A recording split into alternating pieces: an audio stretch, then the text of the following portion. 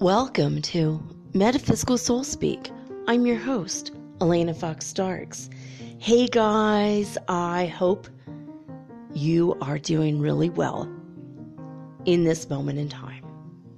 And that whenever and wherever you happen to be in the shadows and the light, I hope that you are able to be whatever it is you want to be.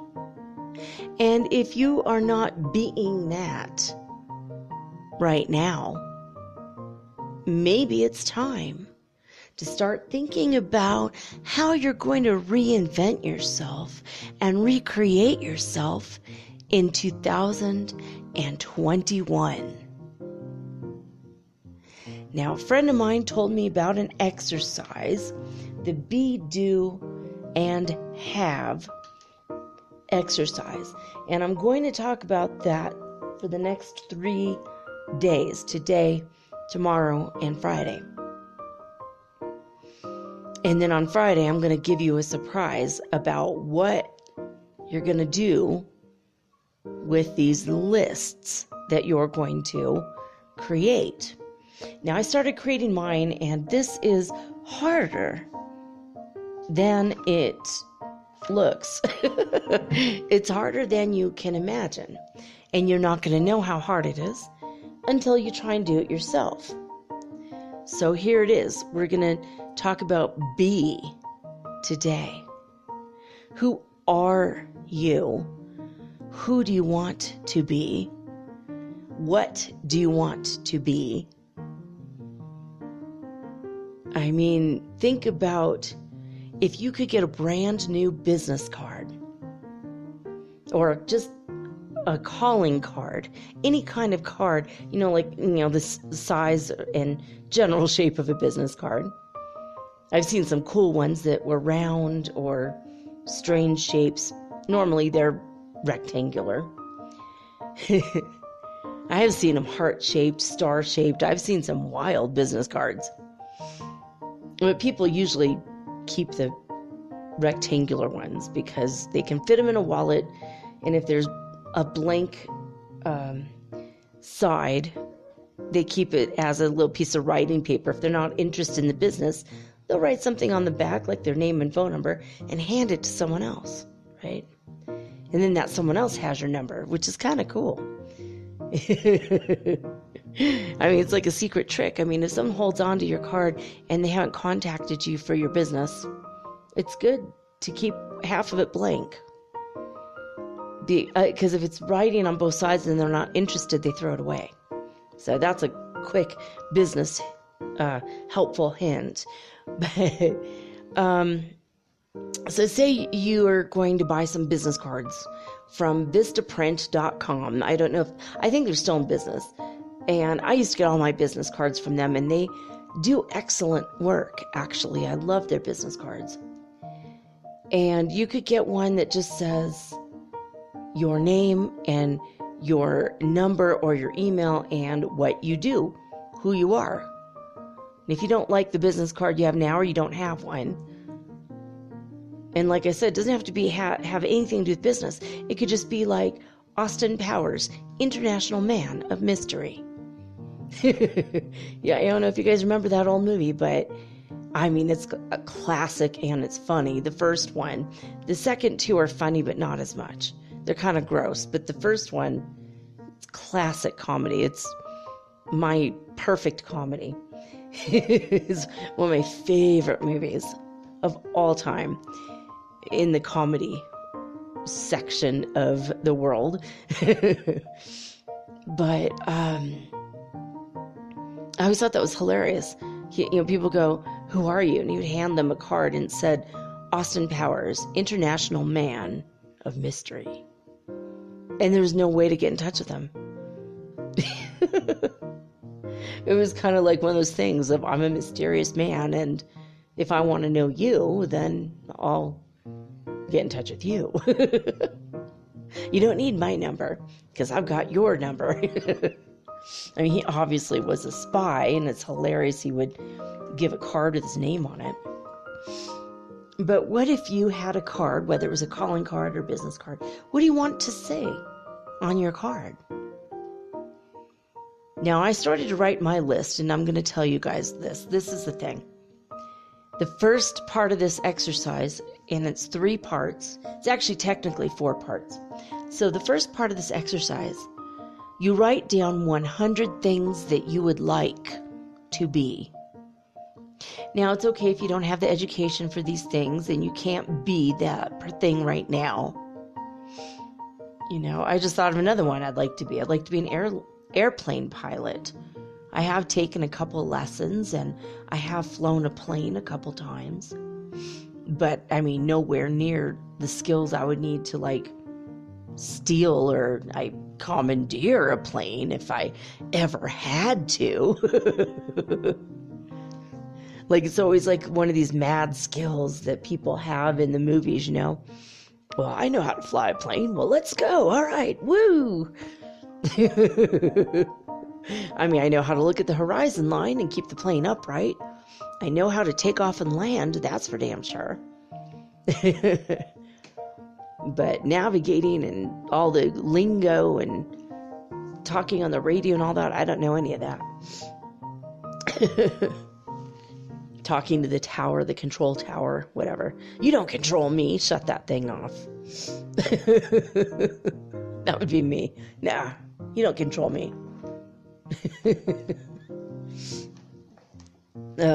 So write 100 things down that you would like to be. It's really hard to come up with 100 things.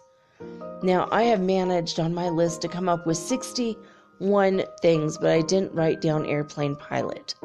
So that's 62 things now. And you could write down things that you would like to be that you already be. The things that you are already doing for a living or have already done for a living.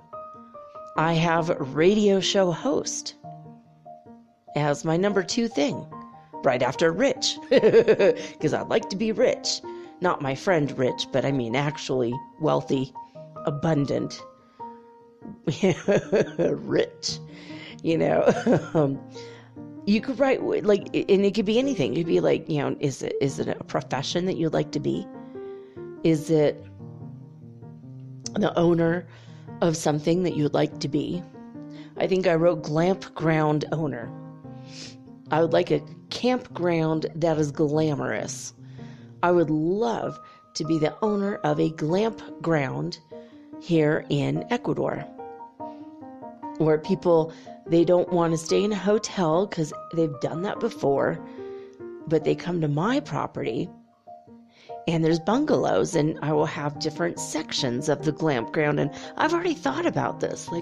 How cool would it be if you were on your honeymoon, and you went to the honeymoon section and no one can see anyone else because you're surrounded by trees. But what if I gave you an igloo shaped tent that's see-through, except for the bottom half, so you can be naked on the glamorous bed with your sweetheart or your new wife or husband. This could be like a honeymoon thing, and looking up at the stars, and no one can see you, but you feel like you're just outside in nature, and yet you're protected from the elements, you're protected from the mosquitoes, etc.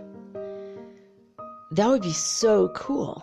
And have all of them facing different directions so that you could walk down and no one can see you and you can see no one, even if you see their, snow globe tent. I call them snow globe tents. They're it's like almost like an igloo shape.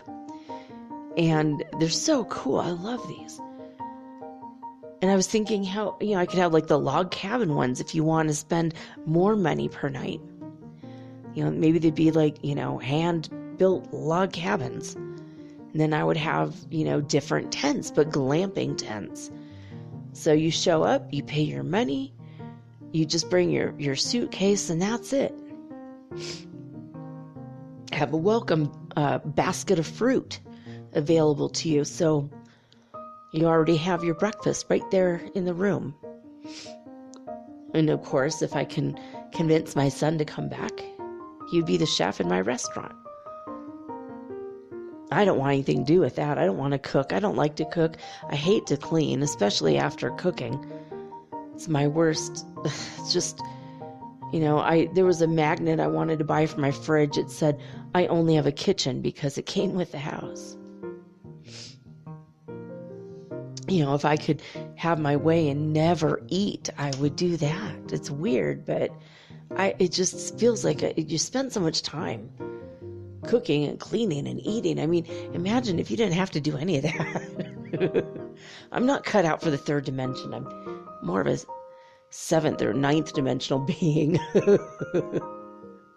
Just floating. I just want to float. So anyway, but what do you want to be? I'm going to tell you guys a few of the things that I want to be when I grow up. I really have things that I have done. Like, I am a screenwriter, for example. What do I want to be? That's number 3 on my list. Screenwriter. I've already written 5 screenplays. And I have ideas for others.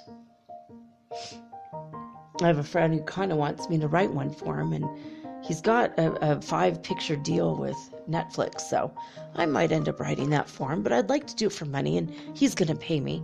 At least the Chilean government's going to pay me because he's a Chilean citizen. That's a whole nother discussion. But yeah, a lot of the things on my list are things that I already be. They're things I've already done, things that I'm doing right now, things I'm getting ready to do, such as being an English teacher. I think it would be fun and challenging. I've taught a lot of people how to speak English. I have just gone through so many countries. There was a woman who was, she came from a tribe, like a tribal society in Guatemala, and she was selling the stuff that the people in the tribe made, and every day I would teach her a little bit more English, and she had already learned a little bit, and so we would talk in English, we would talk in Spanish, and now she speaks fluent English, and she's engaged to be married to somebody from Germany. She doesn't wear her tribal clothes anymore. She just dresses, modern, and travels the world. And I'm so proud of her, and I know that my kids and I inspired her to travel the world. She always wanted to get out of Guatemala. And I'm sure she goes back and she puts her tribal clothes on and hangs with her mom and her grandma and whatever, but she wanted to be an international traveler. She wanted to be an English speaker, and so that's what she decided to do, to reinvent herself. Because she was so much more than somebody who sells goods and wares that other people made on the side of the road. And that's what she was doing. She made good money. I always bought stuff from her. Almost every day I bought stuff from her, but she had other things in her destiny. How are you going to recreate and reinvent yourself in the new year? Well, you got a month, just under a month to put it together. So write down on a list, get a notebook, get a piece of paper like a notepad. Write down 100 things you would like to be. So let me tell you some of the things that I am. Currently, I'm a pet psychic. I can psychically read the minds of pets. I don't normally try to, but I can do it. I have done it. I haven't done it for money yet, though. So that's something I might consider, right? I am a hypnotherapist. I am a ghostbuster. Who are you going to call? You got something in your house, let me know. That's what I do. I send spirits to heaven. I'm the archangel of death. In my I was created to be the archangel of death, to take souls over to Bardo from the living to the supposed dead world, which is actually where we're living mostly. I was a comforting angel. I would take people over after they died. I don't kill people. And now I'm a human. I fell to earth. Only God knows how long I've been here. Hundreds of thousands of years. I don't even know. But I fell to earth and I became a human, and I've been unaware of my angelic status until this lifetime. So here I am.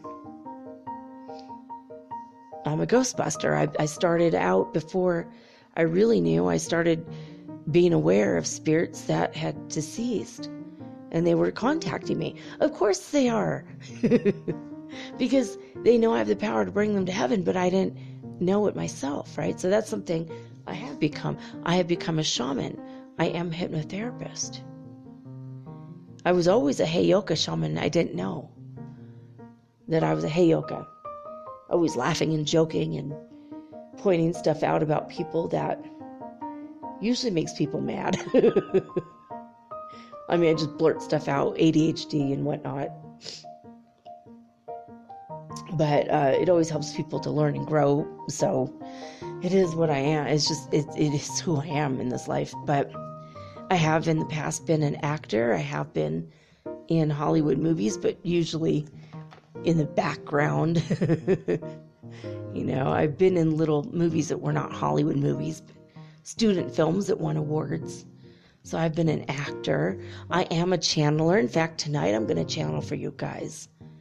And that's on my list. I'm a channeler. I am an ideas person. I have been paid to give people ideas on how to promote and market their business. Through guerrilla marketing tactics for restaurants and other businesses that didn't really have a lot of ideas, and they didn't have a lot of money for a budget. I'm an ideas person for these kinds of things. I have the ability to marry people, but I haven't done it yet. I am an ordained minister and a doctor of divinity. So I have all these things that I already am, or that I have done, that I would like to be or continue to be. Now, there's a lot of things in my life I have done that I don't want to be again. I don't want to be a secretary anymore. I don't want to be a security guard anymore. Those are jobs that I've done in the past. I've been a receptionist. I've been a data entry clerk. I've been a file clerk. Things like that I don't want to do anymore. I could if I had to, but I don't want to. I have in the past been a mystery shopper. I would love to be a mystery shopper again. It was really fun. It was like being a retail spy. It was super fun. But I have other things on my list. So I have fun things like wizard and alchemist. So your list can be as wild and crazy or mystical or out there as you want it to be. Or it could be as down to earth as you want it to be. I also put financial guru. I would love to be a financial guru and help people make a lot of money. I have to do that first myself because I don't want to be a hypocrite. That's not on the list. Hypocrite is not on my list. But I would love to be a real estate agent. I have done things in the realm of real estate. I was not successful because I didn't do it for very long. But there was like $1 million house I tried to sell. So I took a lot of pictures at different times of the day to get the right angles and the lighting. And I did a whole ad. In fact, I made a website about this beautiful house. And the man had fallen in love with a woman in Asia. I can't remember, I think in Thailand. And he wanted to marry her and sell his house and live in Thailand for the rest of his life. And so my friend Kyle and I were trying to sell the house. And he's like, I'll split the commission with you. I'm like, yeah, I'm all for that. which was like $60,000 or something. So $30,000 each. I'm like, oh, I could totally do this. This is awesome. So we tried and tried and tried again to sell the house. And I think I even made an eBay listing for it because you could do that. But it never sold. But I'm like, yeah, I like the idea of being a real estate agent, or even better yet, getting my broker's license and opening my own real estate house. That would be someday. It's on the list of things that I wouldn't mind being. Do I really, really, really want to do it? Not so much, but one of my weird hobbies is staring at houses and real estate in various areas. I mean, if any one of you wanted a house in Ecuador, I could tell you what's available in what region, at what elevation, most of it, and what the temperature and dew point and humidity is in the area too. I started looking at that this week. It's really weird. I don't know why. I'm so interested in it, but it's like one of those things. It's like, some people look at porn. I look at houses. I mean, it's just who I am, right? So what are other things you would want to be? I'm going to tell you some of the things that I'd like to be. I'd like to be the owner of a drive-in movie theater. I've always loved going to the movies. It doesn't seem like it'd be all that hard. My cat just jumped on me and then jumped off. I wouldn't mind being an actor again. I would love to be an artist. A little bit more than I am now. I do art every few years. I'll get the bug and I'll just start making my art. Then I put it away and I don't really finish the projects, and it takes me a while to get back to it. But it's one of those things that I'd like to be able to make enough pieces where I could maybe have an art gallery and people could buy my art, and I would have room to sell art from other people. And I'd like to promote other artists. I haven't done anything with this, but I have my I guess certification in being a life coach and spiritual coach. That's on my list. And honestly, I'd like to be a fabric designer and a clothing designer. It's something that down the line, maybe in 10 years, I could see myself really doing that. Coming up with a couple lines and putting it out there, maybe having a store with only my designs, and then putting that around the world. And no slave labor. No, it'd be expensive clothing, because I would pay a living wage, including medical benefits, to my people. Imagine that. I handed over $75 worth of soles in Peru to buy a pair of pants, Adidas pants, because they were on sale from $250. And they're still really good pants. They're very comfortable. But it's crazy. And I thought, wow, there might have been slave labor, and I didn't think about it at the time. And then I had them altered, so I couldn't get my money back. Once I realized, oh crap. Because usually I'm buying off designs. Like here in Ecuador, I have a couple pairs of pants that a family that's local made, and they sold it to the local store chain. So they have maybe 10 stores they sell to, which it's actually pretty high quality. And then they have very sweet messages they put in English on the pockets or down the sleeves or the sides of the pants, sweatpants or whatever, lounge wear, coronavirus wear. But I mean, there's a lot of things. I'd love to be a spiritual retreat owner, and I'd love to have all of you, my dear listeners, to come down to Ecuador and meet each other and not feel like you're a freak alone in a field, being interested in spirituality and no one in the world is the same as you. A lot of you have expressed that to me, like it's crazy. I don't have any family or friends that think like me. I'm glad I found you, because you're like the only one that is just like me. But I hear this story again and again and again from all of you, right? All of you who have written me. In fact, 8 of you wrote me today, and out of the 8 of you that wrote me today, 3 or 4 of you have sent me your Spotify statistics of how many minutes you listen to me.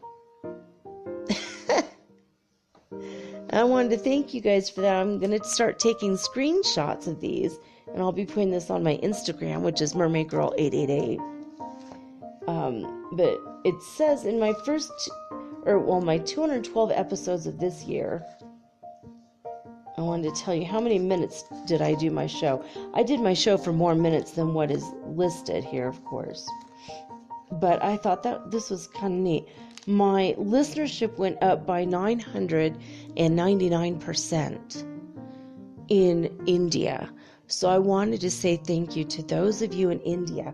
I have not acknowledged India enough in the recent months as far as my listenership is concerned. So I wanted to say hello to everybody in India that listens to me. I have had a past life, at least one in India, and I would love eventually to go back. In fact, I ate Indian food tonight. My son, he made tikka masala. It was really good. All right, let's see. Oh yeah, in my first, my first 212 episodes of the year. Yesterday was episode 231. Today's 232. But in my first 212 episodes of Metaphysical Soul Speak, the podcast, I had 23,608 minutes. I went up by 77% in Canada. So thank you to those of you from Canada who are listening. I love Canadians, and I think this might be in part to Cosmic Threader, Tim, so that's pretty awesome. Thank you. 59% growth in the United States as well, and I have been heard in 65 countries around the world. So to those of you who live in countries that I have not mentioned, France, New Zealand, and Australia, I've mentioned quite a bit, because in the Philippines too, by the way. So hello to everyone in the Philippines. Every time I mention Art Bell, my numbers go up in the Philippines. And I was just thinking about Art Bell today, actually. And for those of you who don't know, I used to, in his last show he had, which was in online, it was kind of like a podcast. And he needed a bunch of writers.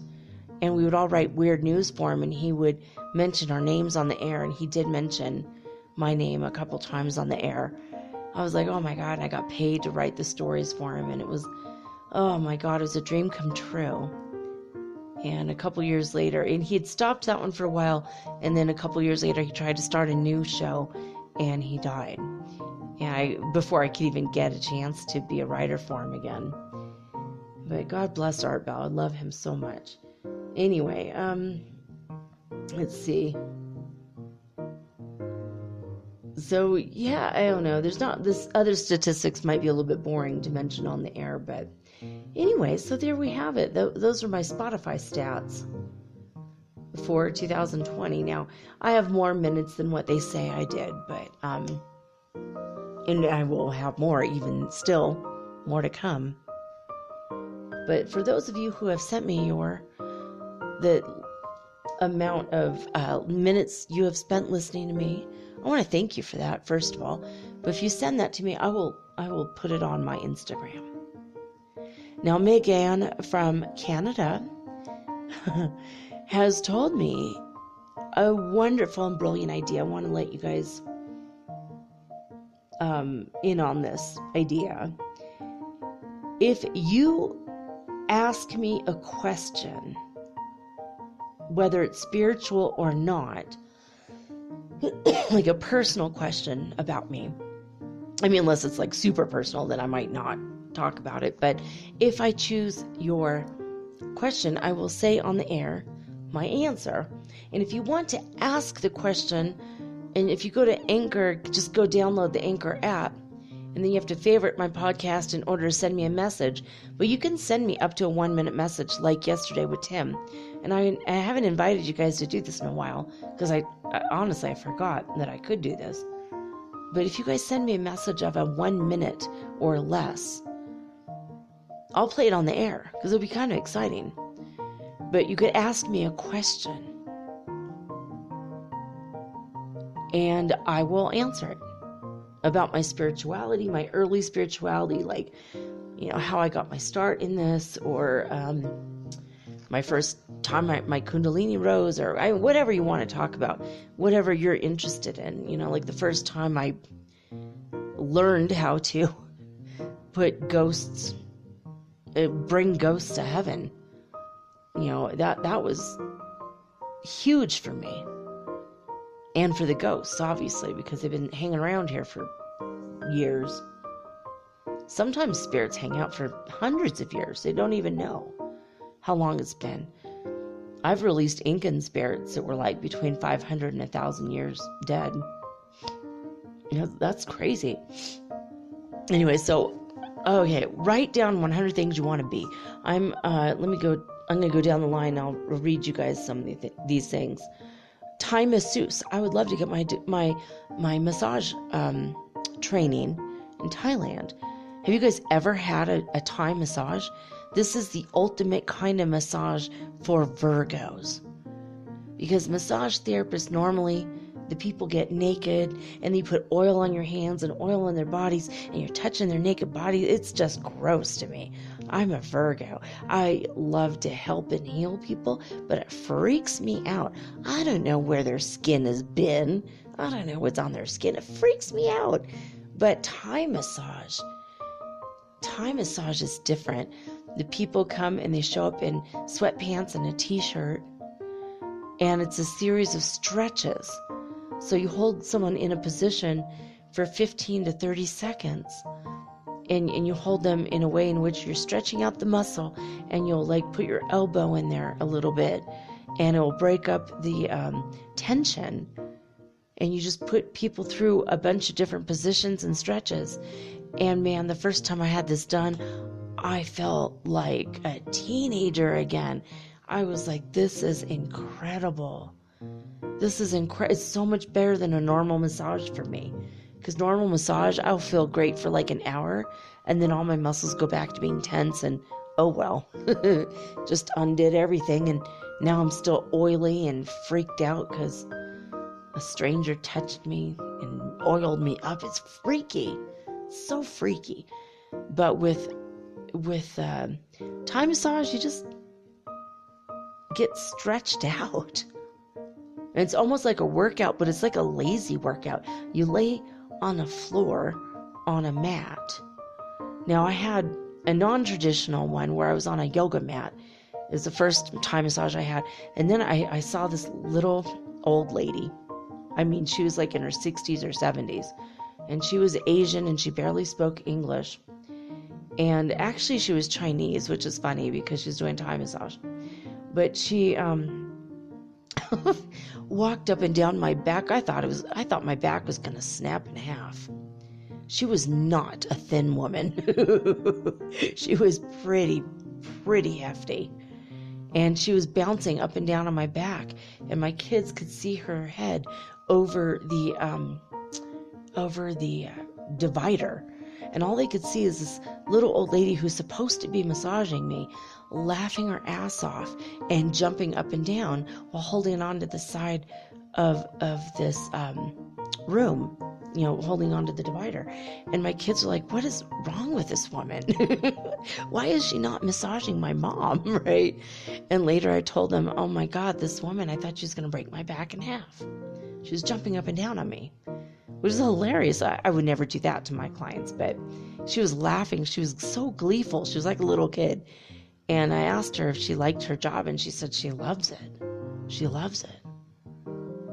Every chance she can, to put herself out there and do more and more Thai massages, because they're super fun. It's fun to get one, but she was a wild and crazy woman, man. And if I had not moved from California, she would still be my massage therapist today. But I was thinking about all these things. Let's see. Aromatherapist. I'm already an aromatherapist. Personal perfumer. I would love to do natural perfumes using aromatherapy. and according to what health issues somebody has, as well as emotional things they would like to overcome, or if they're romantic, if they need something in their relationship or romantic life, I would love to make the perfect scent for them. You know, a scent that makes them feel confident and alive. And for men too, I'm very good at coming up with scents for men. And I've, you know, over the years, for my ex-husband, I made, you know, aftershave, and I made soap, and I made all kinds of stuff for him. I would love to be a personal perfumer and make my own body product line, which I did in the past, actually. I've already done it. But I'd love to do it again. Gold panner. I'd like to be a prospector. Just sitting there in gold country in California, just me and my donkey and my long-ass beard. I'm just kidding. I don't have a beard. You know, just panning for gold. It's a weird thing, but I love doing it. I've done it already. I didn't get a whole lot of gold. I got a couple little flakes. They're hard to get. Because when you dig that pan into the sand in the river, the gold is heavy, so it sinks down below where your pan is. So you have to be super, super quick.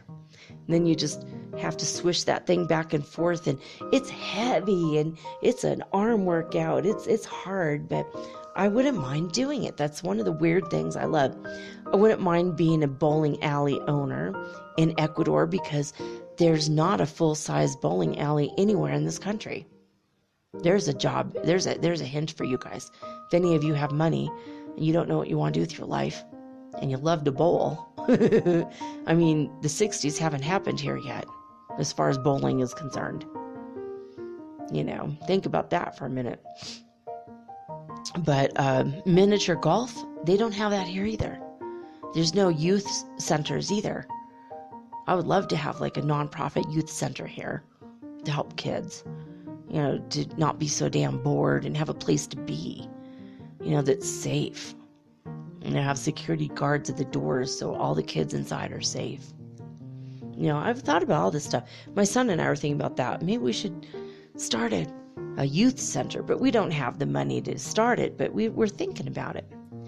I would love to be a romance creator, like making picnic baskets for people, you know, full of things that are romantic and sweet and lovely, and so someone can order it and pick up their romantic picnic basket and go on their beautiful date with their sweetheart, whether it's a first date or a 10-year anniversary or whatever it is, whatever the occasion is, or a proposal basket or a birthday basket. I would love to do something. That's like such a cool idea. Can you imagine if you made people happy all day long? I had a friend who was a clown in Ringling Brothers Barnum and Bailey Circus. I normally am terrified of clowns, but she didn't scare me. She didn't scare me. She's a lovely human being. I don't want to be a clown, but she loved being a clown. I mean, do you have any weird thoughts like, God, I always wanted to be a mime? Or as Diane Chambers on Cheers used to say, a meme. I want to be a meme. And today she would be. If that show was, you know, brand new today, she would definitely be a meme. But let's see what I have. I would like to be an amusement park designer and maybe owner. I want to create amusement parks down here in Ecuador. I mean, after coronavirus is over, a lot of this stuff would be amazing. I'd love to have a musician's camp. I am not myself a musician, but I'm a writer. I could write lyrics. And I'd love to put people together with other people that want to play music, write music, the music part of the music, or the lyrics part, and the people who are the studio people that have the production, you know, and engineering abilities and degrees, and put all these people together in a room for a week. Imagine the bands that would form and the friendships and the lifelong amazing music that would come out of that. I've thought about opening up a studio here in Ecuador. It's another thing I've thought about. I'd love to have a music studio. I need to make a studio in general. I need to build a better studio. I don't really have one. I have a really nice microphone. I'm trying to put everything together, waiting on more equipment. So I can't even talk. I have thunk my things. I've thought about this a lot. There we go. There's the word thought, not think. I thinked it. No. Let's see. I am an artist, but I like to paint on furniture and practical things. I'm a practical artist because I'm a Virgo. So I like to paint on things that people are going to use in their life. I made some art. Why don't you sit on it? And why don't you eat off of it? Hey, I could paint. I like to paint broom handles and wild and crazy designs and colors because it makes people happy to see these wild things. And if you hate to sweep and now your broom is such a pretty color, you can't help but want to sweep because it makes you laugh because it's funny. Who'd ever think to have a funny broom handle? But that's the kind of thing I did.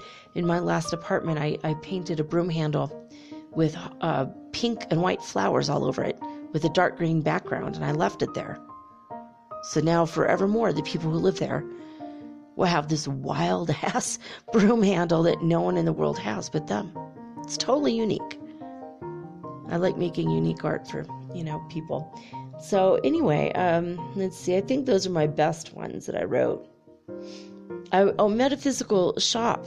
I'd like to have a bookstore that's all metaphysical books with a little nook, a book nook, where you could come and have a cup of tea and sit in the store and read a book or go or play with the oracle cards and the tarot cards. Hold the crystals and meditate. And I'd love to have little meditation classes and have a little space where I teach classes and also where I read books to children. I always have read books to children, which is a weird thing. I don't know why. People have always asked me to read books to children. I used to work in a library in high school and I would read books to kids. It's such a strange thing, to do, but when I was a teenager, I did it. And then when I was in the mosque in Oakland, the imam asked me if I would read. He says, you have such an expressive way about you, and we love your voice. And the children are around Farsi all the time, because I went to a Shia mosque most of the people were Persian. I went to my mosque, and he said, but we'd like for the children to hear English. Could you read a story? So he handed me a book of Muslim stories, and I read to the children in the mosque. And a lot of the adults stayed because they wanted to hear the stories too. And I was very expressive and excited about it, and the kids were so engrossed in the stories. And there's like no more, like there's a lot of things you could be in this world that are just so innocent and sweet like that. And I've always loved my moments, And one time in Barnes and Noble, I was reading a book to my kids, and other kids came and gathered around. And the parents were like, do you mind reading to our kids? I'm like, no, I don't mind. So I sat there for an hour and read books to the children in Barnes and Noble. It's like one of those weird things that always happen to me. And I'm like, okay. I don't mind reading books to the little ones, the ittiest, bittiest children that are like 3 and 4 and 5, and they're all fidgety, and then they get into the story because I'm very flamboyant with my, oh, look at this, oh, and I make my, the faces, and I get comedic, and they love that, and it's, oh my gosh, it's super fun. So anyway, I wanted to tell you, you could be a volunteer and do things like that as well. So I would love to be a health consultant and tell people how to be healthier. And I tell you guys tips and life hacks when I hear them, as well as beauty tips. I would love to just be someone who gives away beauty tips. Like, hey, or sells or gives. Either way, I don't care. On a donation basis, sure, why not? So anyway, these are some of the things I've thought about being, and I only have 62 things. T-shirt designer, T-shirt creator.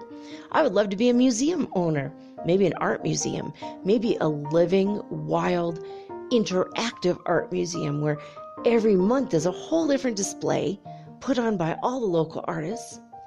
And you're not walking on a floor in a museum, honey. You're walking across the damn moon.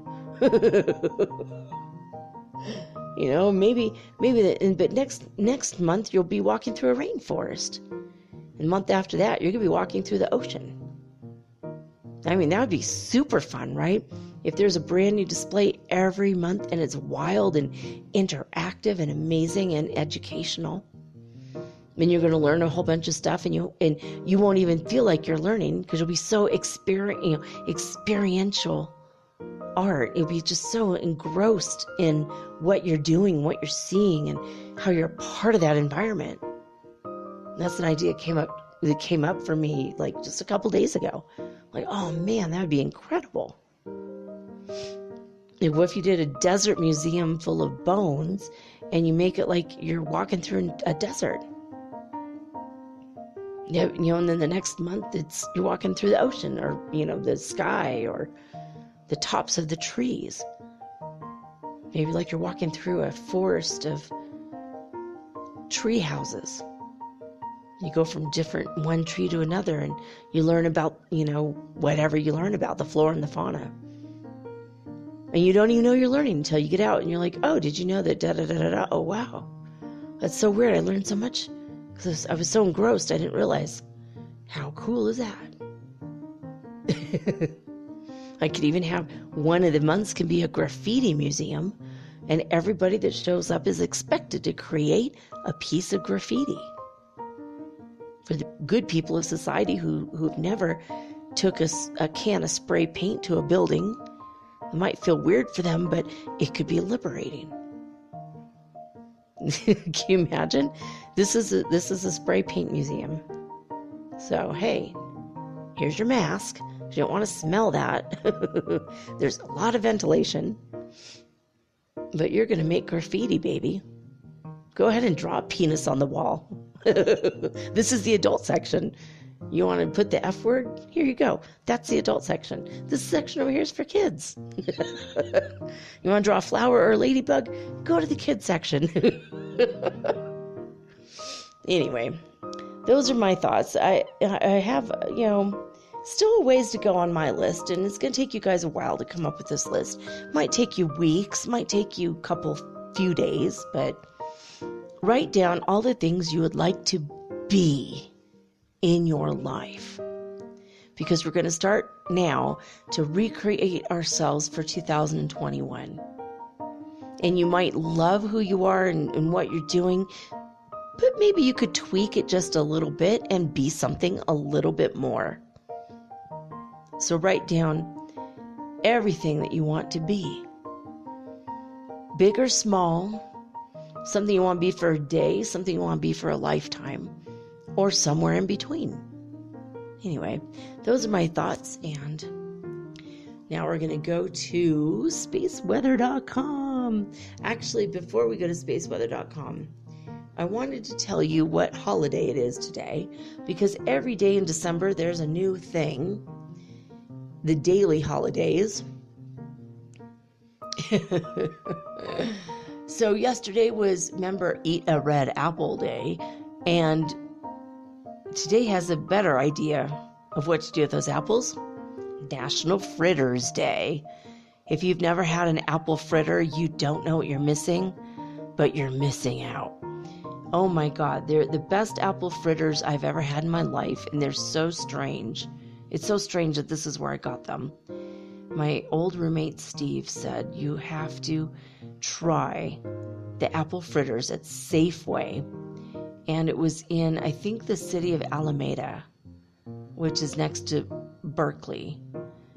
And we lived in Richmond, but we went all the way over there to go grocery shopping, because if you shop in Richmond, chances are someone's going to get mad at someone else for buying the wrong peanut butter. That was usually the argument. Chunky versus smooth, right? And guns were pulled. Lives were threatened over the chunky versus smooth debate. I swear to God, this happened in a couple different stores that I shopped at in the Bay Area. And people love their guns in the United States, and I mean the Bay Area, it does happen. Tensions run hot sometimes. You can't afford 2 jars of peanut butter. You want the chunky or the smooth. I mean, it's crazy. Like, I swear to God, like, budget so that you each get your own jar of peanut butter. That's what I say. You know, save a life. Buy an extra jar of peanut butter. It's just not that hard.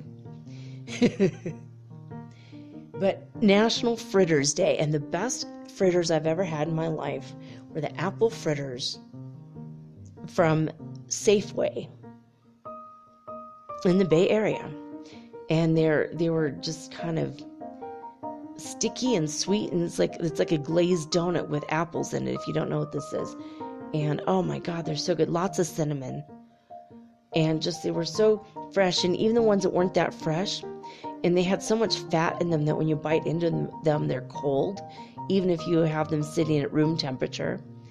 It's like such a strange experience, but I love the apple fritters. And they fall apart, and they're like little pieces will come off, and they're easy to tear apart, but they're fun, and they're kind of challenging because you don't know how to eat them at first. Anyway, National Fritters Day, that is the day. That is the day today. What a strange holiday, right? But I mean, they should be celebrated. They're a really delectable treat.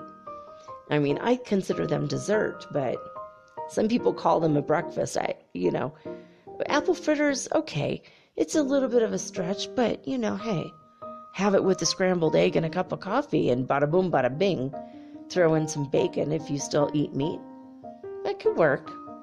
It's a weird breakfast, but it's okay. I've had this breakfast with my kids, but with a banana too. Just throw in a banana, you're good. You can eat donuts for breakfast as long as you have a banana. That's the justification. That's the balancer. That's a great equalizer. Have a banana. Okay. Oh, goodness.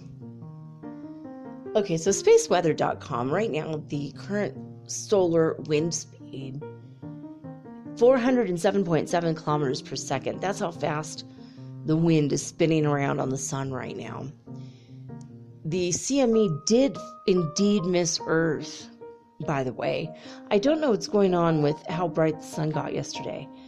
I haven't seen any news on it. I don't know if it was a flare. I don't know what it was. Maybe just the sun happened to be super, super bright yesterday. But the Sunspot AR2790 did produce that major M-class flare, but right now it is quiet. It still could erupt again, and it's still over to the left part of the sun, and so we got a few days before that goes to the other side of the sun. I've been having very vivid dreams. I don't know about you guys. I don't know what's going on, but if you are having very vivid dreams, remember, if they're in the last third of your night, they're only venting dreams. They're not going to come true. Let them go. Your subconscious mind is letting go of the information or the ideas, or maybe you're venting out of fear. Some of you needed to hear that right now, so I just thought I'd send that out there. The Ulu neutron counts have gone up by 0.4% the past 48 hours. They're at 10.1, which is very high. So we're getting a lot of cosmic radiation right now at this time. There are no coronal holes facing the Earth side of the sun. So luckily, there's not going to be solar wind coming our way anytime soon. And according to the All-Sky Fireball Network and NASA's All-Sky cameras, the network reported 18 fireballs over the United States today. 17 were sporadic, and one was a November Omega Orionid. Now, these are not the only fireballs in the world. There are great balls of fire all over the world, and for some of them, there is a cream for that. I could not resist that. Ooh. All right, here we go.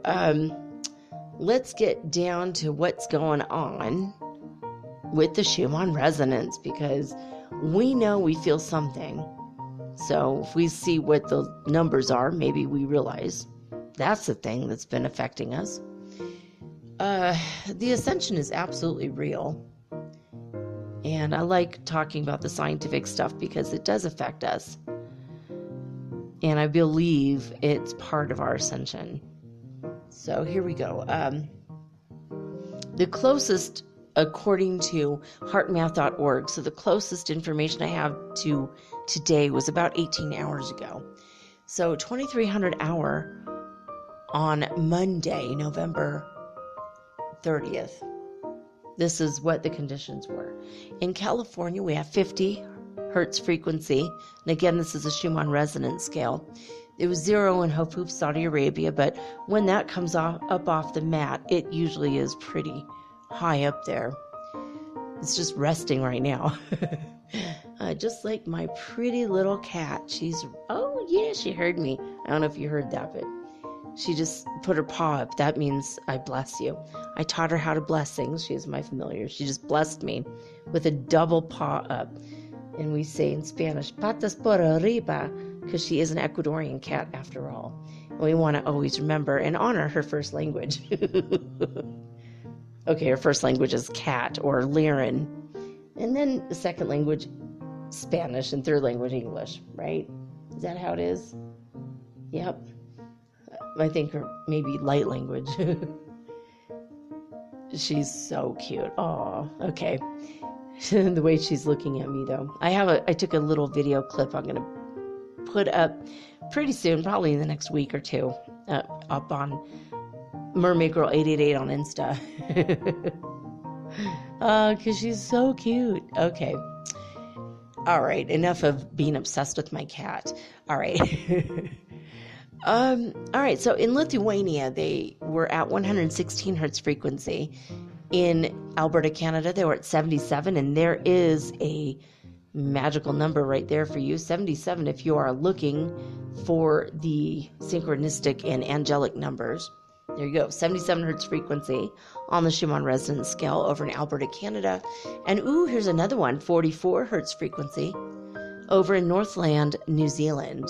And last but not least, we have on the list Honolulu, South Africa at 272 hertz frequency on the Schumann Resonance scale. That's intense, man. Now, as far as disclosurenews.it is concerned, coming out of Italy, their Schumann Resonance was 80 hertz frequency, so that is higher than usual as well. All right, you guys, I'm going to take a quick break, and when I come back, I believe I will be channeling Michael Sherhan of Ashtar Command and the Pleiadian Light Forces. All right, is that true? You still want to do that? He says, yeah. He told me he was laying down in bed trying to take a quick nap, and I'm like, well, in an hour you be available? He's like, yeah, I'll be up. I'm like, all right, good. Let's do it. So he's probably going to astral project to me, and we're going to hear from the Pleiadians, see what they have to say from last week to this week and what's going on. Right after this teeny tiny musical clip.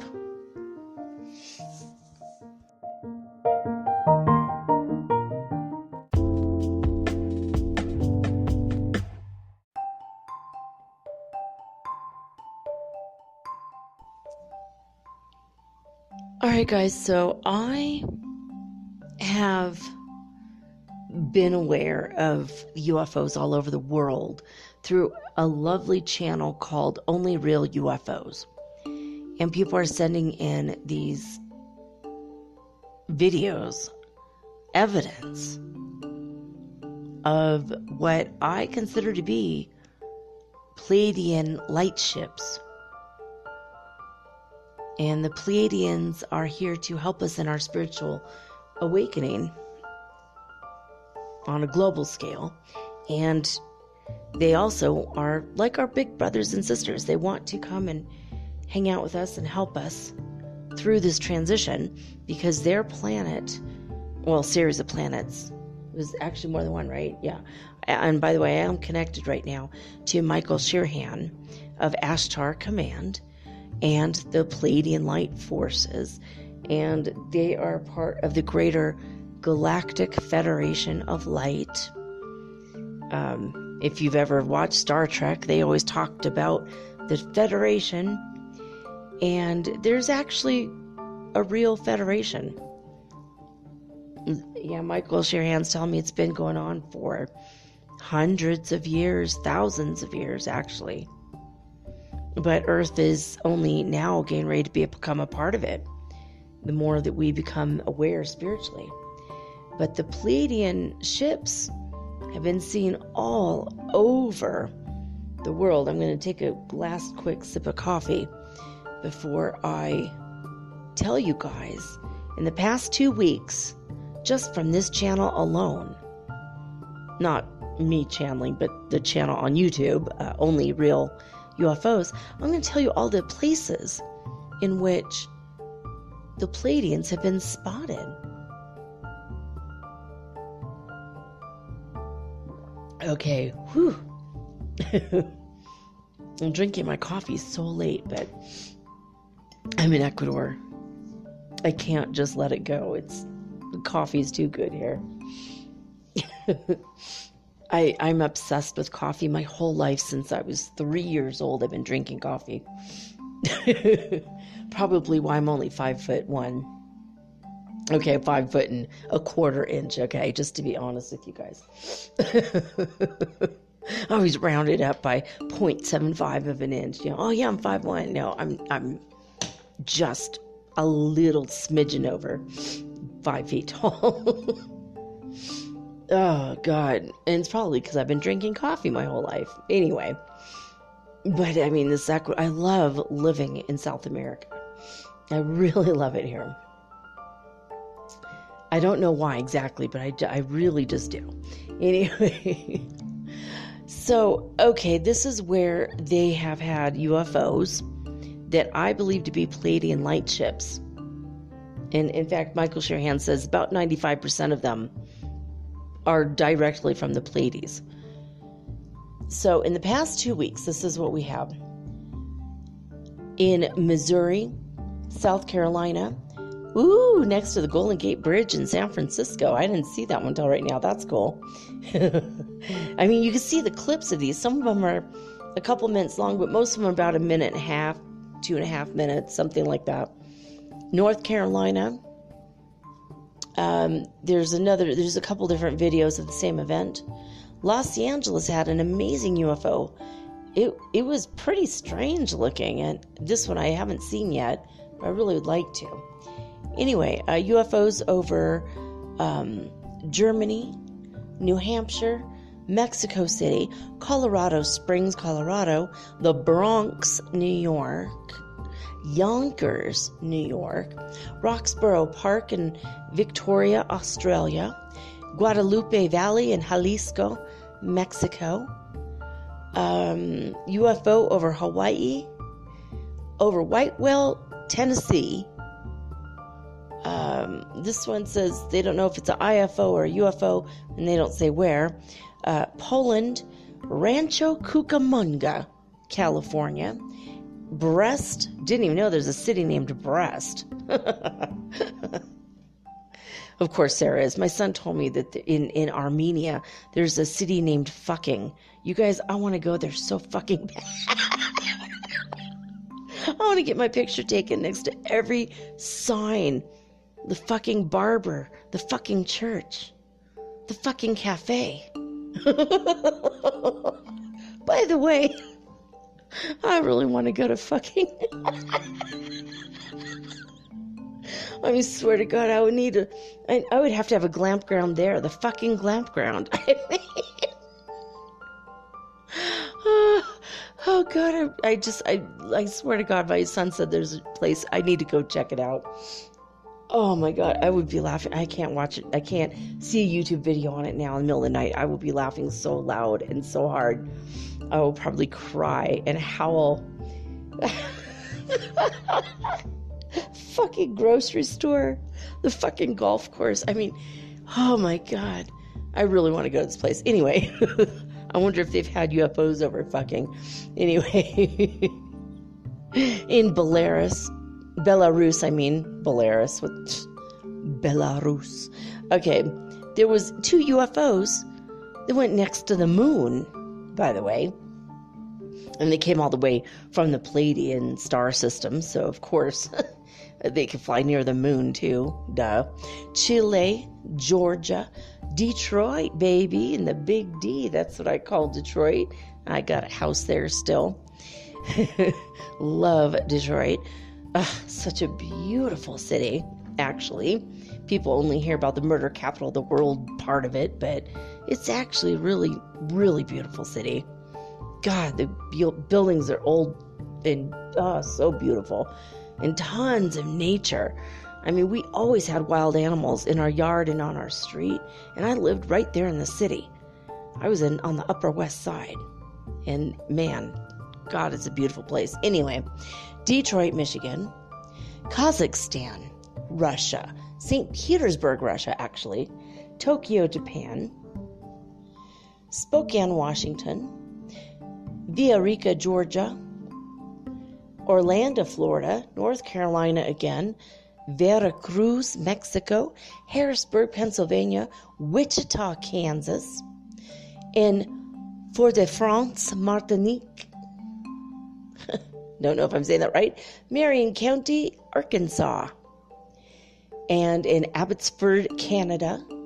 Ooh. And oh my God, in Cali, Colombia. That happened 12 hours ago. Well, this is a good time to go to Cali. By the way, if you guys ever want to go to a place to dance and party and have the time of your life, I haven't been there yet, but I have friends from Cali, Colombia. And if you show up on a Sunday or a Monday or a Tuesday, you're considered very rude. If you show up on a Wednesday, that's your day of rest. You got to rest up for the weekend, which starts on Thursday and ends on Saturday night. Because Sunday is the day to go to church and hang out with your grandma. But the rest of the time, like Thursday, Friday, and Saturday, 3 days of parties. Every single week in Cali, Colombia. And it's a hot place, so you don't wear very many clothes because it's so hot. Just shorts and a tank top. Or a dress if you're a woman, I suppose. Or a man, I guess, doesn't even matter, honestly. But dancing and dancing and dancing and dancing. My friend said it's all about the salsa dancing. And if you want to learn, that's one of the best places to go. There's people that they dance in the streets everywhere you go. That's what I heard about Cali. I also heard that there's a man that will rob you with a lizard. My friend said he was terrified. My friend Fernando, he said, I was so terrified when I was a little kid because this man asked, like, I guess his uncle or something, give me your wallet or I'm going to have my iguana slap you. And that scared the crap out of my friend. And because he saw him doing this to other people. I'm going to have my iguana slap you if you don't hand over some money.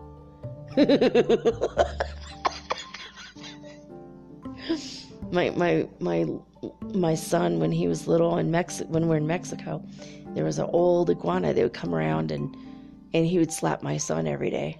He tried to slap my son every day. My son got slapped maybe twice. The rest of the time he's too fast and he would run away from the iguana.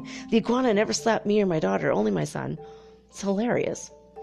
It's almost like a game with this iguana. This iguana was enormous. It was like maybe, I don't know.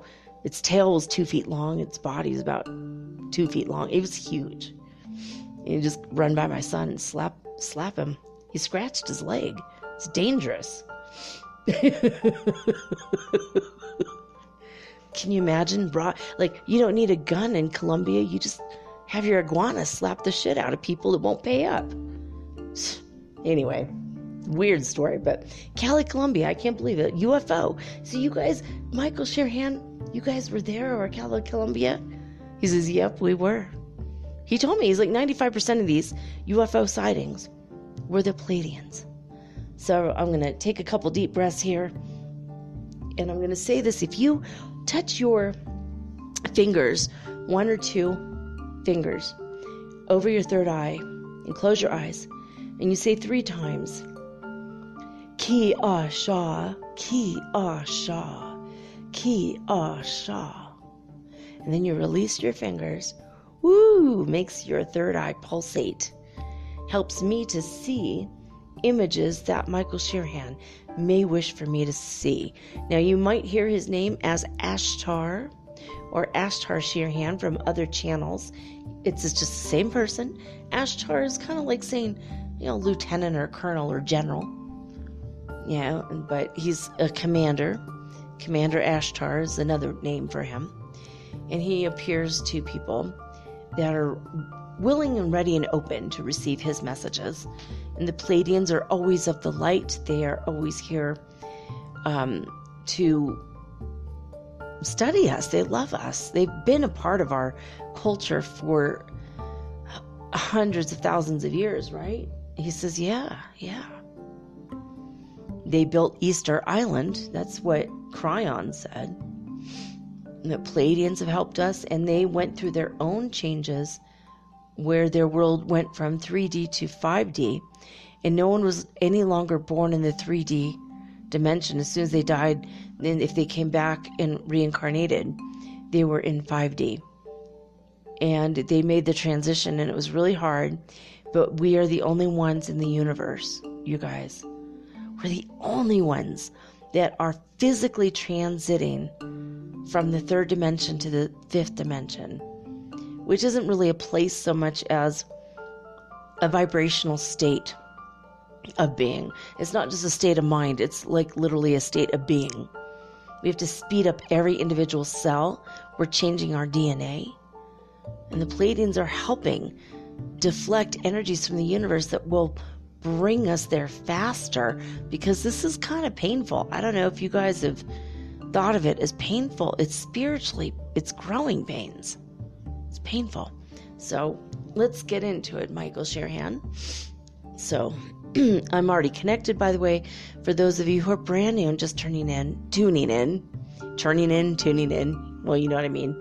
I have always been a telepath my whole life. I've telepathed with animals and the occasional person, usually a disincarnate person like Jesus. I've been telepathing with him my whole life. And God more recently in the past 3-4 years.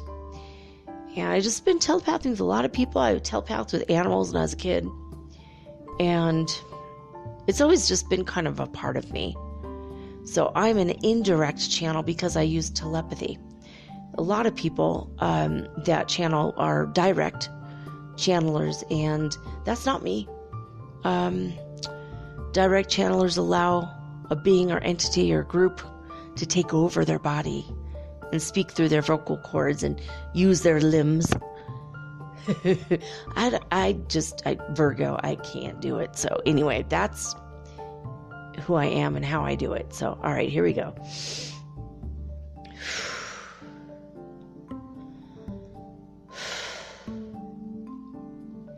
All right, Michael, go ahead and begin now. You may begin transmission now. Oh, thank you so much. Greetings. Greetings to all of you, my space brothers and sisters who are earthbound at the moment.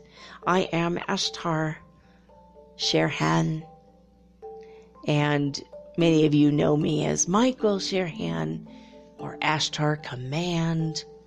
When they say that there's a message from Ashtar Command, it is pretty much the group of us, like a lot of us on the main ship. But we have now hundreds. You're saying hundreds, not thousands. Okay, yeah. We have hundreds and hundreds of light ships that are surrounding your Earth right now. Obviously, we come in peace. We come in love, and we bring you great big baskets of joy. That's our biggest message. That's why we will hang out and do light displays in the sky to delight and entertain you, and to stretch the minds of those who are still sleeping and are not, as of yet, spiritually awake. We wish for many of you to just bring yourself to a higher state of being and a higher state of mind. And if you're listening to this, you've already done that task. At the bare minimal, you've already done that task. But our light ships are there for those of you who want to see us and know that we're giving you a sign to keep going, keep going, keep going, keep believing, keep trying, keep vibrating higher and higher and higher. And we want you to know that also there's a twofold reason for us flying around your skies and allowing ourselves to be seen. We want people to know we're here because we are getting ready to make full contact. Now, we don't see it's going to be very, very soon. We keep saying it's going to be soon, and then we realize that not enough people are fully awake yet. So we try again. We try to calculate when is going to be the best time, but it's not always the best time for everybody. If you're listening to this message, chances are the time is right for you right now. Maybe tomorrow, in fact, if not in the next 5 minutes. But we have to consider, of course, the spiritually asleep people, the unaware people, the people that are going to completely and totally panic if we touched down on your planet, opened up the hatches, and walked down the ramp to say, hey, what's up, dudes? He's laughing because he's like he wouldn't really say that. I think he said that for my benefit, to make you guys laugh as well. He says, indeed, yes. By the way, we're pranksters, we're jokers. We are the light and joyous beings in the galaxies, in the universe. The Pleiadians have a fantastic sense of humor, or at least we'd like to think so. So we are lighthearted, and we enjoy the idea of exchanging with you guys. We want so badly to be in the room with you and come face to face with you guys while you are aware and awake, and so are we. But in the meantime, right now, the way that we're doing it is to allow ourselves to be known, and we're just going to do this every single day until enough people know we're here, and we're here in peace. We're putting on light displays and light shows for you guys all the time. And people will stand around and they'll look at us and they'll wonder where we're from, and they'll wonder, what are we doing there? Why are we just hanging there in the sky? Like, that doesn't make any sense. Who could get in and out of these spaceships? Where did the spaceships come from? Is there a mothership? Are there times in which we're landing? People are starting to wonder about us. People are starting to think about us. And that's all we want right now. We just want people, enough people. And when a critical mass is reached of people who have seen us or heard of us or thought about us, eventually it's going to boil over, as they say. And when that happens, we're going to be able to land. And of course, bring our lovely technologies to help you. We see so many areas in which your lives can be vastly improved by some of our technologies that for us are old hat. We've had them for a very, very long time. So we wait patiently, and we know that you are all waiting patiently for us to arrive, for us to come down, for us to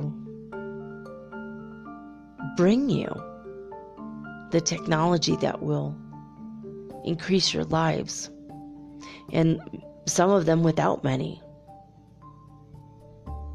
Like, we plan on giving away for free the replicators that we've talked about before. We will replicate replicators with our replicator. We can do that. The technology is very high and very worthy. It's worthy of your attention and time. So when we do finally come and meet you, we're very excited to share with you that which you're going to need. We replicate food and clothing and a wide variety of things. And even though we're in the fifth dimension, we're not completely non-physical. We are just less solid, less dense than you guys are right now. We just want you to know that we are really and truly like your big brothers and big sisters. And we really, really want to connect, and we cannot wait.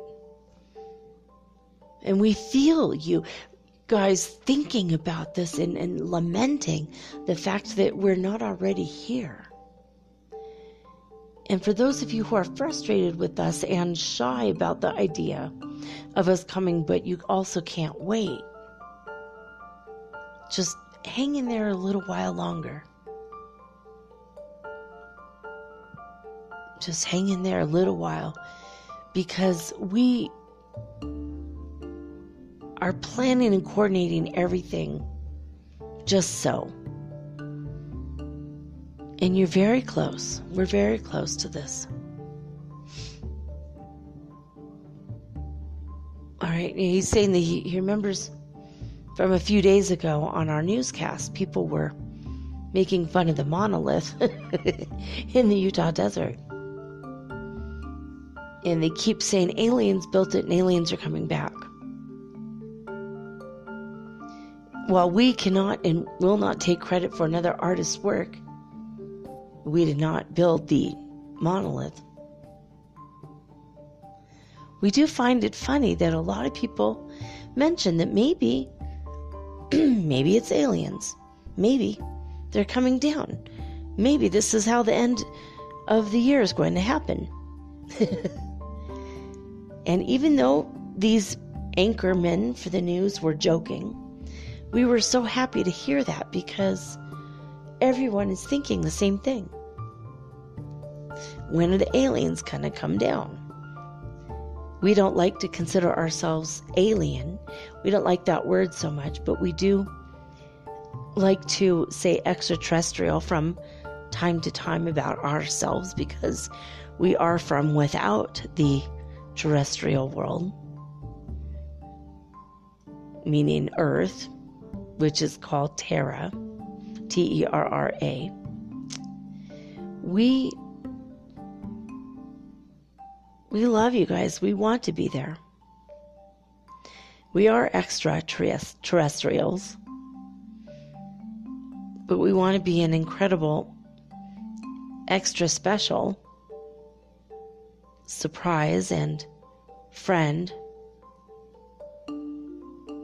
for each and every one of you. Each and every one of you who are willing and able, of course, to know us. We're very excited. We very much look forward to it. Kira and I were talking tonight about this, in fact, and Kira is my first lieutenant commander. Yes, so it sounds like you said lieutenant commander.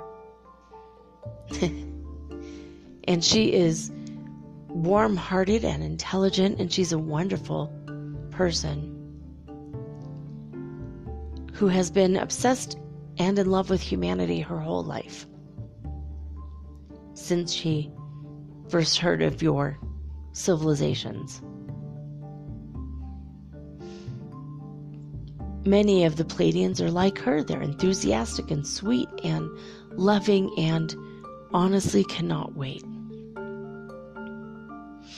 We feel your anticipation as well, so The only thing we can say is meditate, meditate, meditate. Don't hesitate to meditate. Bring your awareness of self into the mix. Bring the awareness of who you truly are, where you truly originate from, which is the God spark that we are all created from. Remember your divinity in each and every moment. At first, it might be once or twice a day. You think about it, then you get involved with something else. You forget. You get back down into the trenches of the third dimensional world again, and then it takes you a few more hours to realize, oh wait, I'm a divine being. We say that it's important to meditate and honor yourself.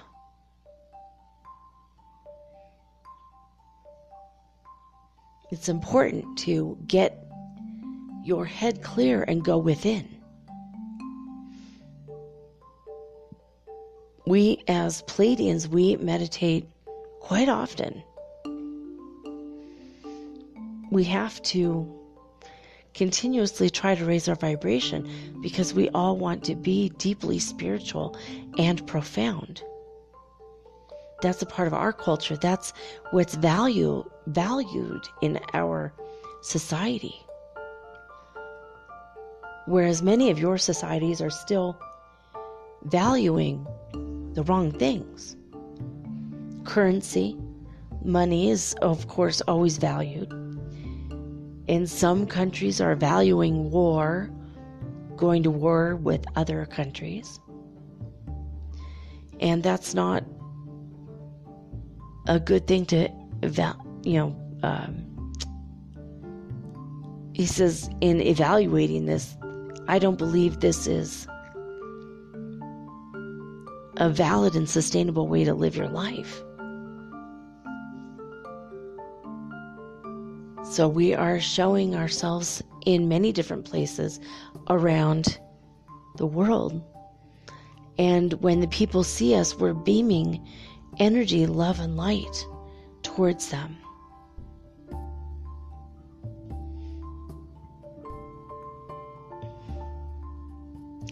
So we do eventually see there will be an end in sight. It's coming soon. We can't really tell you how soon or when it's going to be, but the main message here is that we want you to always remember us and never give up on us, because it is coming soon. Contact is going to happen soon. We've always been here by your side, almost obsessed with humanity, loving each individual. It's just who we are as people, the Pleiadian people.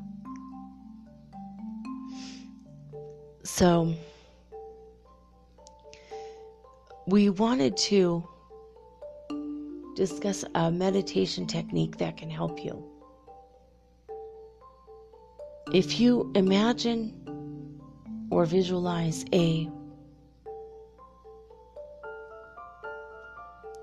so you're seeing red, is that right? Yeah, okay. Purple. He was showing me a red ball, or saying red ball, but showing me like a purpley blue, like eggplant purple sort of energy. I'm like, wait. He says he's tired. He's like, and I'm getting sleepy too, just talking to him. So, okay, let's try that again.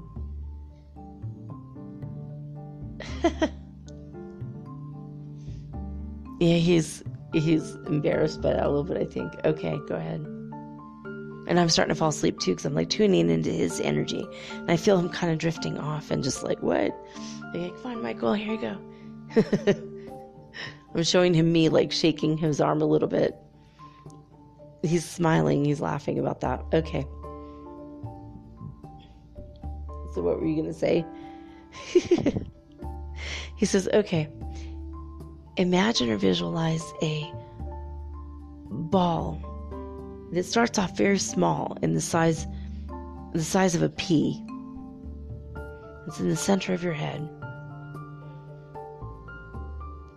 And imagine that it's a purple color. And with every breath you breathe in,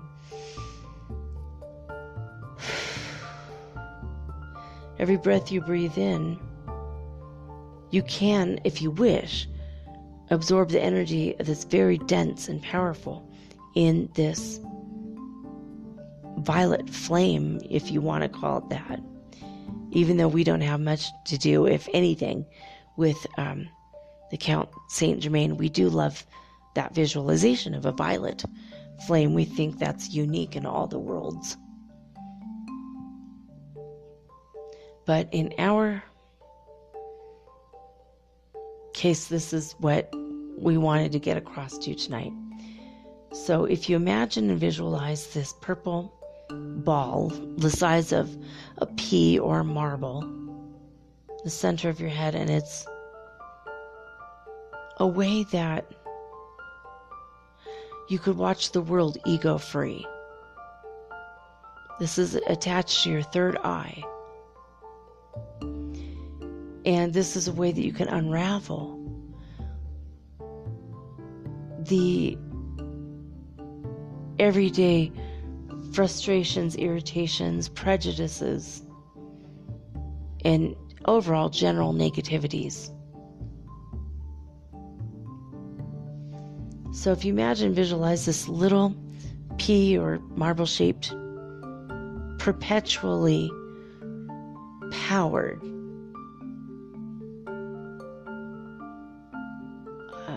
ball of light in your head.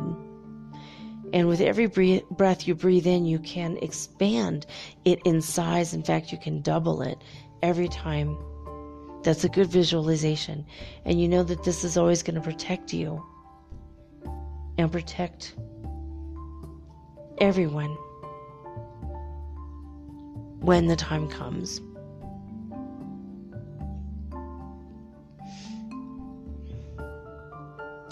So anyway, you visualize this violet colored or pale purple, but it's clear. And if you wish to grow in greater leaps and bounds and understanding, don't keep it as very small and compact. Expand it out past your body and all-encompassing your house or apartment or wherever you live. And you can imagine that this big ball of light is protecting you in every possible way. And you can imagine and visualize that this energetic ball of light, this purple lavender color, is a very high vibrational color. And it makes you feel like you are divine, maybe as if you are divine royalty. But we say the word hesitantly because we understand how royalty is a word that doesn't always sit well with people. So whatever word you want to use in this situation, in this exercise, you can. But if you imagine that this tiny pea shape has now grown to the size of protecting your body, maybe to the size of protecting your family and your house, your land, your apartment, wherever you live.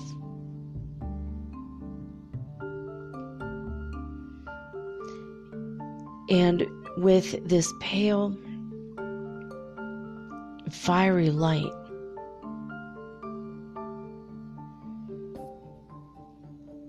you can begin to pray for everybody that is encompassed in that light and ask the divine creator to bless everybody inside this purple bubble that you have created from your mind. And you do this in the service to others.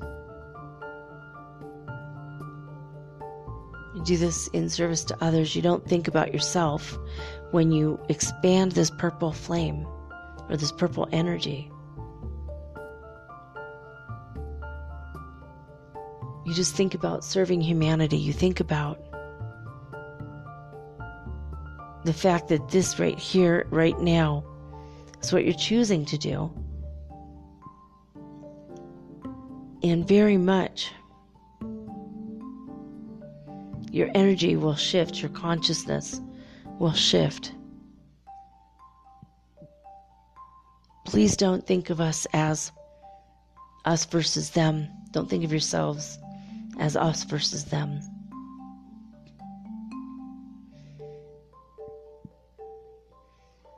Imagine this big, huge, huge, huge ball of light that got so massive from inside your forehead to as far as you wish to expand it. Some of you are interested in expanding this to the far reaches of the galaxy or even the universe. And if you bask in the glow of this pale purple, you'll start to notice that there's flecks of gold, there's flecks of white energy that looks almost like snow, but it's not cold to the touch.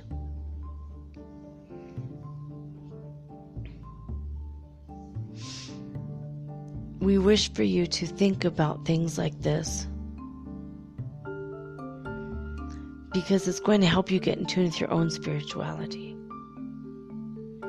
The next step, once you have reached wherever you think this purple light from inside your head wishes to go, then you can start calling out like a beacon of light or a lighthouse that calls ships, that prevents ships to go from going too close to the shore and falling upon the rocks. We use this purple energy to recognize each other in the Pleiadians. Among the Pleiadians, we can tell who's done this meditation and who hasn't. So anyway, you can use this as a point of spirituality and to connect with others that are like-minded.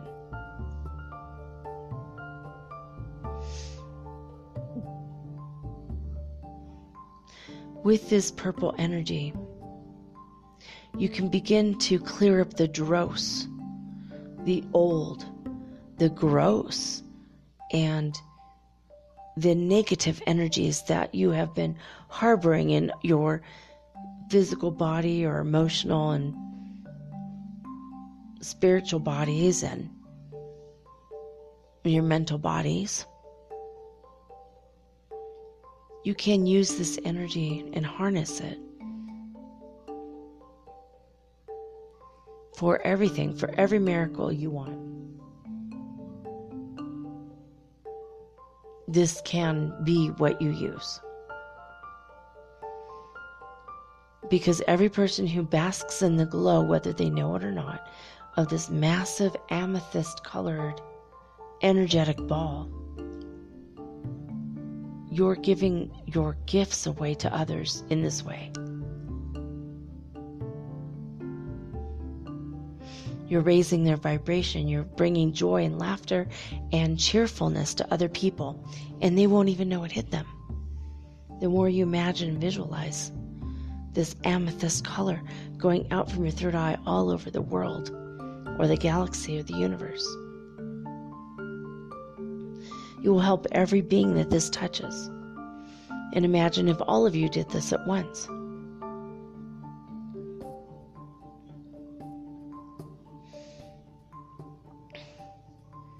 You can use this to heal your physical body. You can use this to... Are you serious? He says you use this to drive an old truck without keys. That's crazy. So you can use this for physical things. So yeah, you can use this for things that seem impossible. You have to focus on it enough. And you always have to imagine that you're in the energy field and awakeness and awareness of wanting to be helpful and loving to other people the way you would for yourself, your own children, your own family, if not more so.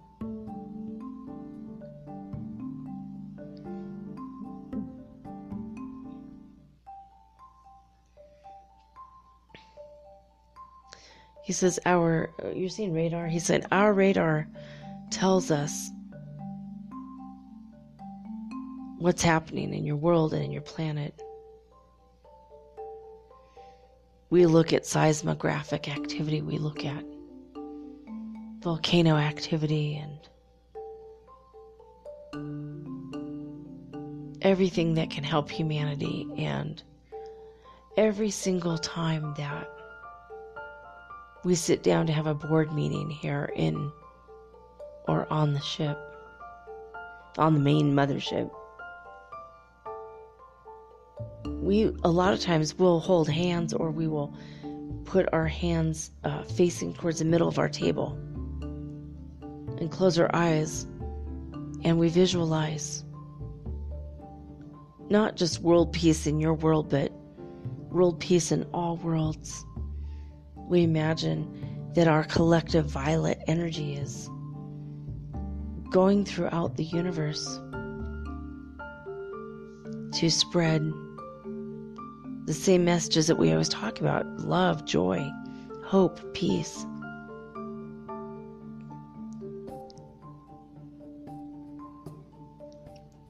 We extend this purple light energy so far out in so many of us that we are definitely able to raise your vibration. If you ask, hey, Pleiadians, help raise my vibration, we will definitely be there. We will definitely, in spirit and energetic form, we will come and help.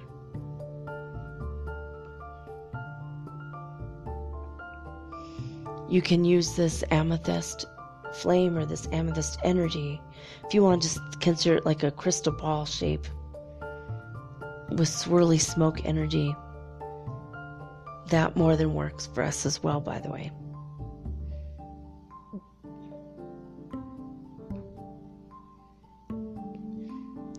We enjoy. Okay, he's saying we enjoy a good story, and we love to listen to your stories. And many times, we don't eavesdrop, mind you, but many times you will astral project to us and not even know, especially if you are a star seed or if you came from the Pleiades themselves. You understand that we love a good story, and we use our stories as parables the way Jesus did to increase awareness and understanding of your own spiritual nature and self.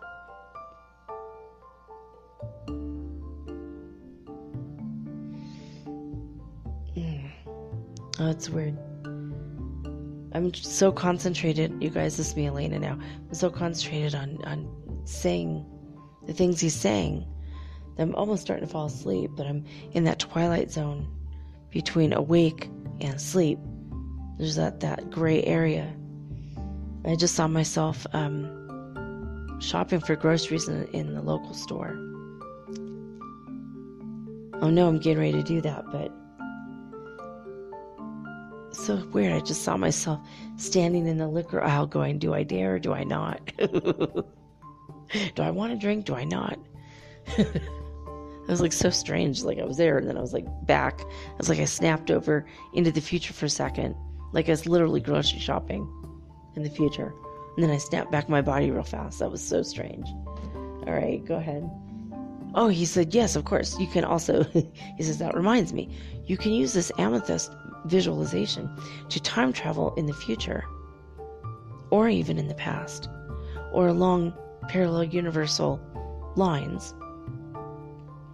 So you can go see if you start to vibrate higher and hop a timeline. You could see the future of that timeline before you get there to see if it's what you really want.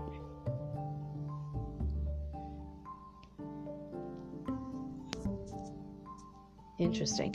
So you can use this amethyst ball of light. And again, it could be any size. It could be still like as big as a pea or even a quarter inside your mind. If you don't wish to make it bigger, but if you expand it outward, it has more power, but it's more concentrated when it's smaller. And you'll start to, if you play with this a lot, you'll understand what is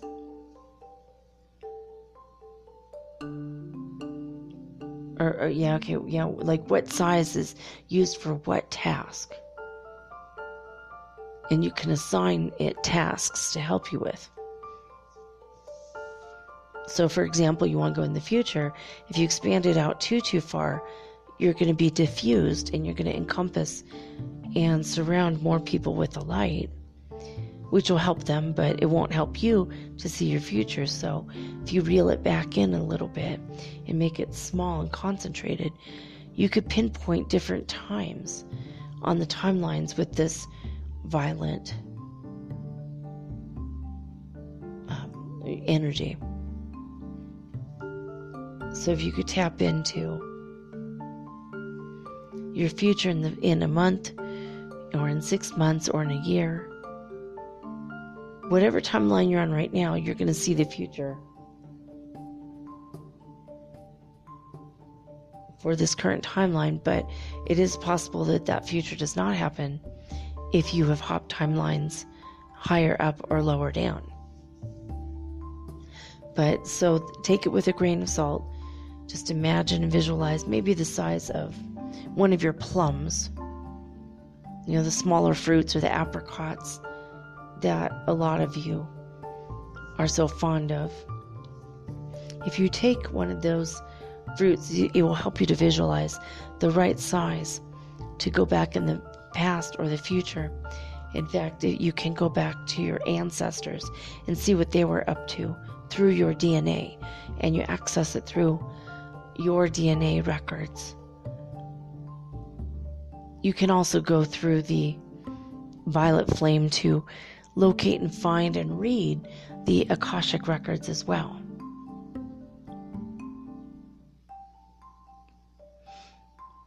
Alright, so he started to show me something and then it went away really fast. And I don't know what that was. It was like I was there on my front porch, and then I came back. Maybe I just accidentally hopped into the future for a split second. He says, oh yes, that will definitely happen when you start using the violet globe, you can call it if you wish. Once you start using this more and more and every day, you're going to start seeing more synchronicities, more miracles lining up. You're going to definitely see more oh damn, I did it again. Went into the future, I saw my son making lemonade and it was sunny out. It's like here I'm in the middle of the night over here. Alright. Whew. Because I'm trying to do this, I'm literally like, when he says, every time he says this, I'm visualizing it.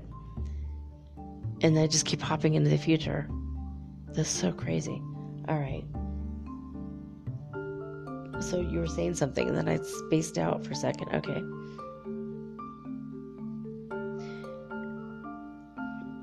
You can use this as...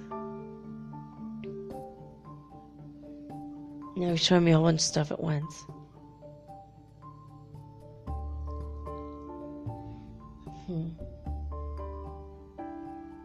So you can use... Okay, so he's showing me that you can use this as like a form of abundance or wealth getter as well. That's interesting. He says only if you want your money to come from spiritual sources, because when you recognize that everything comes from abundance and wealth, all of this comes from the prime creator. And once you start to realize this is also the color of your crown chakra, but if it's a darker purple, then it also benefits your third eye chakra. Okay, so he started to show me like so many things that it's hard for me to pick just one thing and say so. Okay, so he's going to tell you the practicalities of doing this meditation and visualization. So you can increase your own abundance and wealth with this. And it's if you want to increase your business with a spiritual energy, even if you're an auto mechanic, you can visualize people that are spiritually awake and aware. You can attract people like this into your life so that you can synergistically work together and create an even better future and better world and better life for all the people on the planet. So you can use this amethyst crystal visualization. It's like an amethyst crystal ball. And you can use it to repair your body or to repair relationships. You can use this visualization he's showing me like just to scan your whole body from the top, from the head all the way down to the toes. You can use it to scan your body, and you listen with your ethereal ears and your ethereal chakras in your ears for a downturn or downplay in the sound or the vibration or the energy of your body. And so that's unraveling a little bit more there. He's trying to get across that, and you guys should know this, but it's kind of an obscure thing about the chakras, is that every single one of them vibrates at a slightly different rate, and the colors that they're associated with also vibrate at a different color. So, or the colors vibrate at different level or different octave. So he's saying that even though it's all part of the same body, obviously,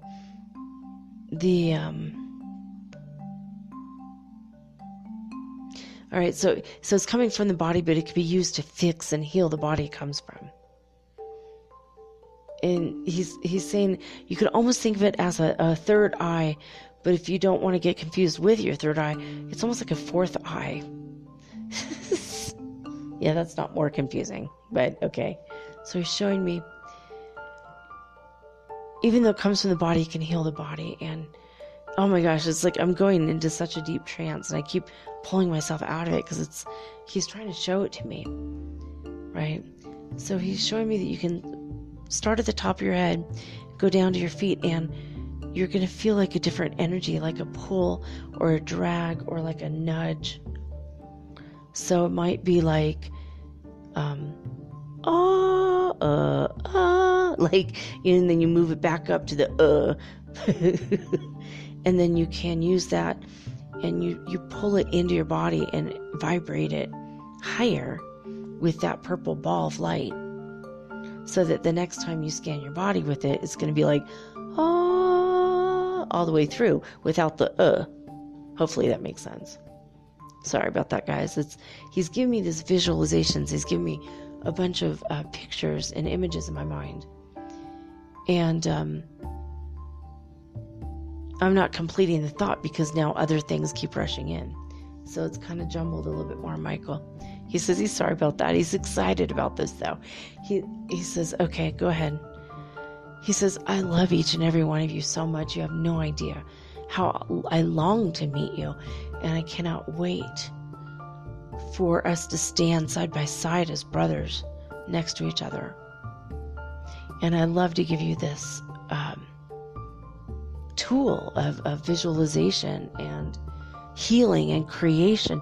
He says, use this to heal, use it to create, use it to bring about the life you want in every, your relationships and money and boosting your immune system and boosting your 3D world until you're no longer in the 3D world.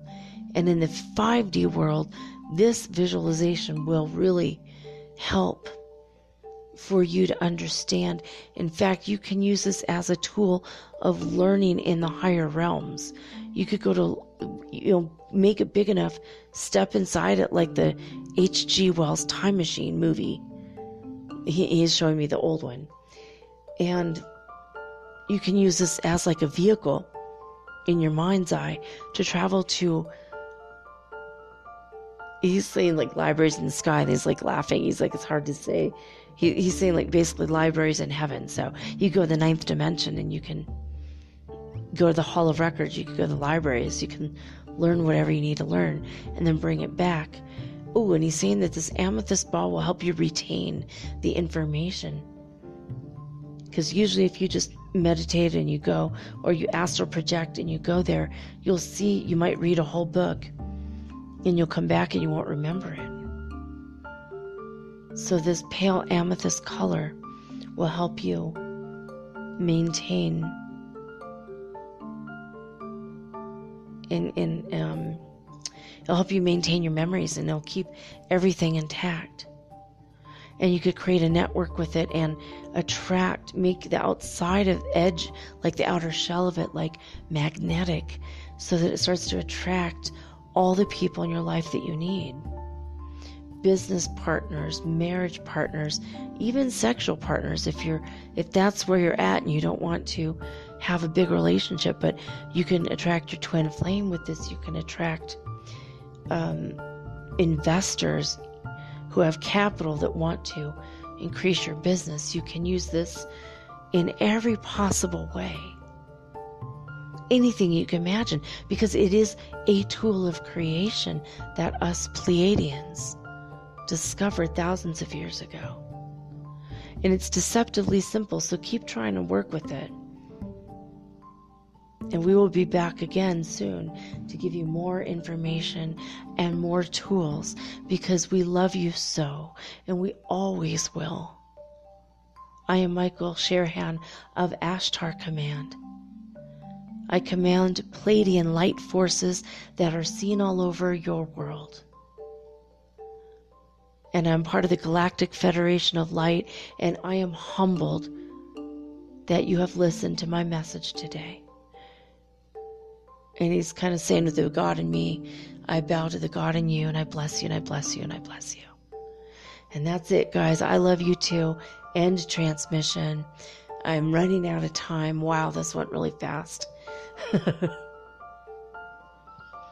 Oh, and by the way, he's saying he's still saying here with me. He says, oh, and you can use it to increase or decrease time as well. Not just traveling in time, but this is also a time tool. All right, awesome. Okay, write me, guys. DM me at mermaidgirl888 on Instagram. Ask me questions. I'll answer anything. I love you. I'll be back tomorrow with all unique and original programming, just like always. But until then, I'm signing off with peace and joy and the high vibes of the holy fifth dimension. Till next time, guys. Peace.